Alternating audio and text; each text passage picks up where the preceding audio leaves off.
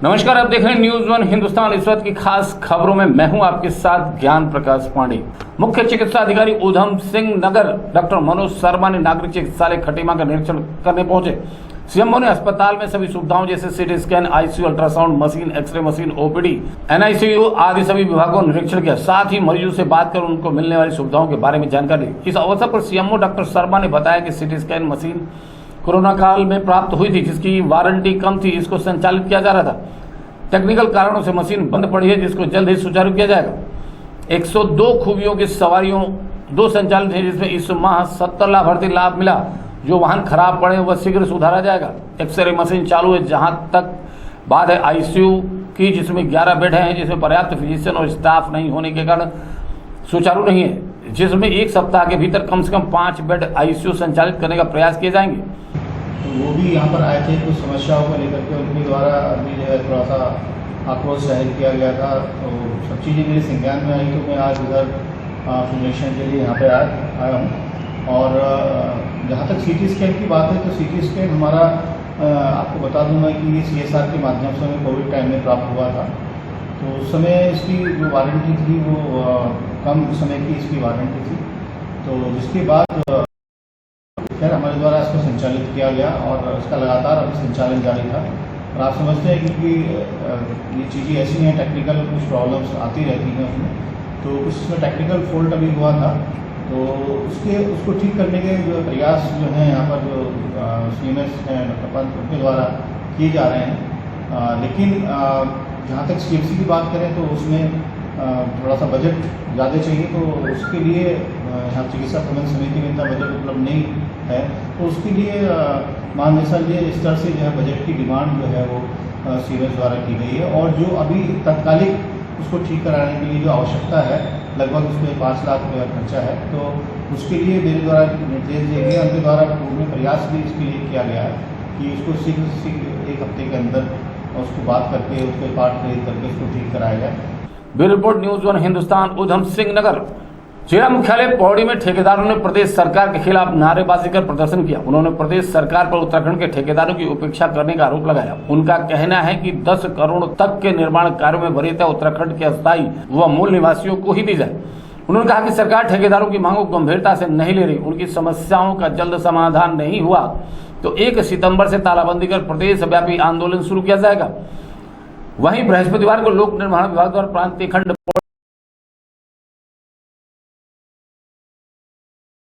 कुशाल सिंह नेगी ने कहा कि प्रदेश सरकार की नीतियों ने उत्तराखंड के निवासी ठेकेदारों का हक पर डाका डालने का काम किया है, जिसको लेकर ठेकेदार में खास सा आक्रोश है। उन्होंने कहा कि 5 करोड़ की निविदा सिंगल विंडो सिस्टम से की जाए। DB व C श्रेणी के ठेकेदारों की कार्य क्षमता 1.5 करोड़, 3 करोड़ व 6 करोड़ की जाए। उन्होंने बड़े निर्माण कार्यों के छोटे छोटे कार्यों में परिवर्तन करने का अधिकार खंड अधिकारी को दिए जाने की मांग की है। सुशील नेगी, विमल नेगी, शोभा चमोली, उनसे सारी बातें हो गई थी। और मेरे ख्याल से नए चीफ साहब हैं जिनकी बात हम समझ रहे हैं कि कह रहे हैं कि उत्तराखंड में सुचारू रूप से काम चल रहे हैं। तो हम इन चीफ साहब से ये कहना चाहते हैं कि 1 तारीख से सारी मशीनें भी बंद हो जाएंगी और छोटे ठेकेदार तो 1 महीने से निविदाएं नहीं खरीद रहे हैं कहीं भी। पूरे उत्तराखंड में ये हमारा आंदोलन चल रहा है और इसको हम आगे अगर सरकार नहीं मानती है तो इसको उग्र आंदोलन हम इसको करने जा रहे हैं। मुख्यमंत्री जी ने ये जबरदस्ती ये उलझा रखे छोटे ठेकेदारों को। उत्तराखंड में छोटे ठेकेदार के लिए हर दिन हर घंटे नए कानून बनाए जा रहे हैं और जिससे उत्तराखंड का छोटा ठेकेदार बहुत परेशान हो रखा है, जिसमें रजिस्ट्रेशन की बाध्यता है, छोटे टेंडरों को करना है, GST का अभी उन्होंने एक नियम कल ही जारी किया, मतलब कि जो टेंडर तब खरीद पाएगा जब GST क्लियर होगा, नो ड्यूज होगा।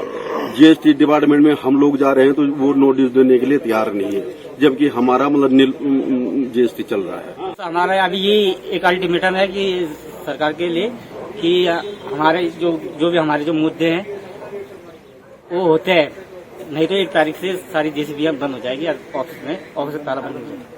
फिर 1 तारीख उनके संज्ञान में आ जाएगा कि जब मशीन उनकी बंद हो जाएगी, हम लोगों की मशीनें बंद हो जाएगी। वो बड़ी फर्म तो आ नहीं रही है मशीन चलाने के लिए, आपदा में हम ही लोग चला रहे हैं मशीनें।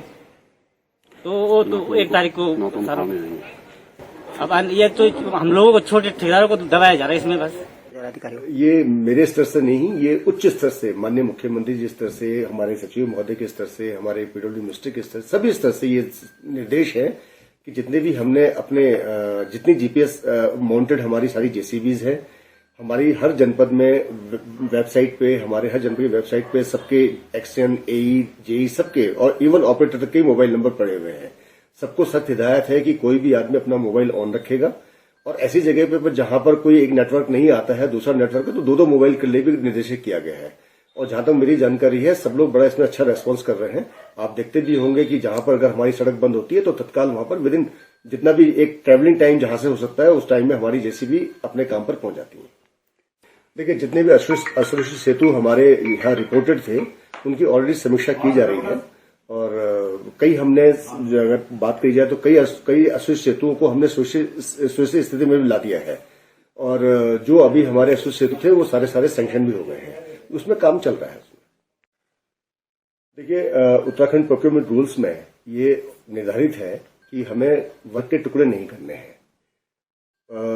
हमारे जो स्थानीय ठेकेदार हैं, जो छोटे ठेकेदार हैं, उनको एकोमोडेट करने के लिए एक उत्तराखंड प्रोक्योरमेंट रूल में संशोधन हुआ था, जिसमें ये लिखा गया था कि जो राज्य योजना के अंतर्गत जितने हमारे पहाड़ कटान के कार्य हैं उनको हम व्यवहारिकता देखते हुए 500 मीटर के उसको टुकड़े कर सकते हैं। तो इसमें जो भी निर्णय लिया जाएगा ये तो फिर उच्च स्तर से ही इस पर निर्णय लिया जाना होगा। शासन के स्तर से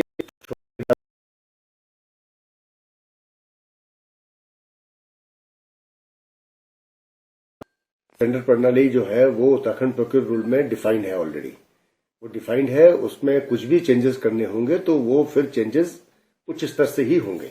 वो हम यहाँ पर स्थानीय स्तर पे कोई भी अधिशासी अभियंता, अधीक्षण अभियंता या मुख्य अभियंता वो उसको सक्षम नहीं है उसमें कोई भी चेंज करना। Bureau report, news 1 Hindustan Pauri. देश में बेटी बचाओ बेटी पढ़ाओ को लेकर देश के प्रधानमंत्री भी नारा दे रहे हैं। देश में बेटियां भी लगातार पढ़ लिख कर अपने राज्य जिले का नाम रोशन कर रही। ऊधम सिंह नगर के काशीपुर में सीवी गर्ग ने उत्तराखंड लोक सेवा आयोग की पीसीएस परीक्षा 2021 उत्तीर्ण कर जनपद का नाम रोशन किया। काशीपुर के रहने वाली सीवी गर्ग बाल विकास परियोजना अधिकारी बनी।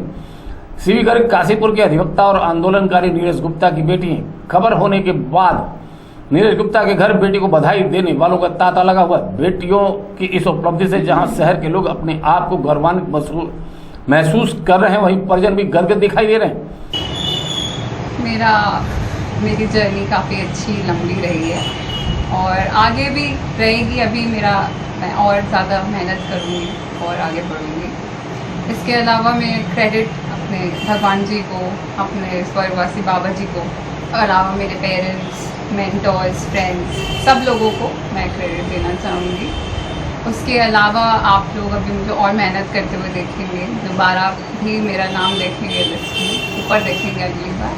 तो मैं ये संदेश देना चाहती हूँ कि अगर आप लोगों का इसमें इंटरेस्ट है तो आप लोगों को ज़रूर आना चाहिए। ये एक अच्छी नौकरी है। Bureau report, news 1 Hindustan Kashipur.